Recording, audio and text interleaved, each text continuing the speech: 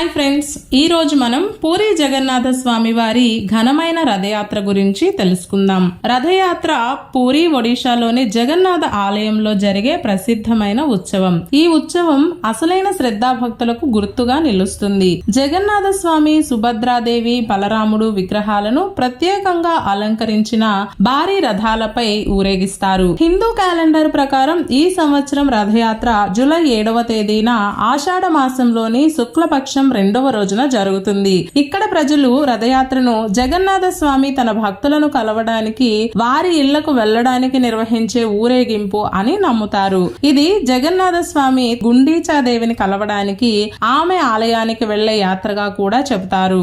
లక్షలాది మంది భక్తులు ఈ పండుగలో పాల్గొని జగన్నాథ స్వామిని దర్శించుకుని ఆశీస్సులు పొందుతారు. జగన్నాథ స్వామి కోసం నీలం రంగులో ఉండే నంది ఘోష్, బలరాముడు కోసం ఎరుపు రంగులో ఉండే తాళధ్వజ మరియు సుభద్ర కోసం నలుపు రంగులో ఉండే దర్పదలన్ అనే 3 రథాలు ఉంటాయి. భక్తులు వేలాది మంది కలిసి ఆనందంతో జయ జగన్నాథ్ అనే నినాదాలతో గుండీచా ఆలయం వరకు రథాలను లాగుతారు.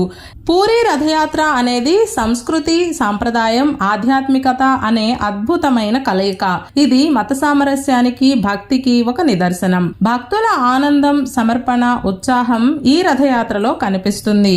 ఈ మహోత్సవం మనసుకు, ఆత్మకు ఆహ్లాదాన్ని కలిగిస్తుంది.